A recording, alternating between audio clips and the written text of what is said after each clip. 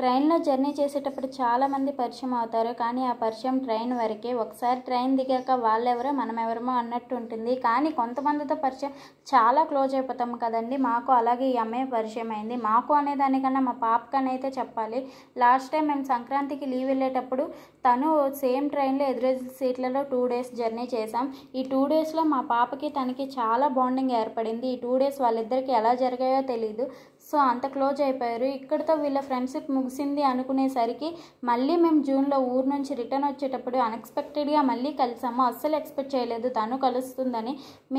మేమే ఎక్స్పెక్ట్ చేయలేదు, తను ఎక్స్పెక్ట్ చేసి ఉండదు మళ్ళీ కలుస్తామని. సో ఈసారి కలిసాక అస్సలు ఫస్ట్ టైం అయితే మాటలతో సరిపెట్టేసాం. ఈసారి మాటలతో కాకుండా కొన్ని ఫొటోస్ వీడియోస్ తీసుకొని మెమోరీస్గా క్రియేట్ చేసుకున్నాం. ఎందుకంటే అన్ఎక్స్పెక్టెడ్గా సెకండ్ టైం కలవడం అనేది చాలా రేర్ థింగ్ అనమాట. సో అందుకే వీడియోస్ ఇవి చేసుకున్నాం. మీకు ఎప్పుడైనా అలా జరిగిందా?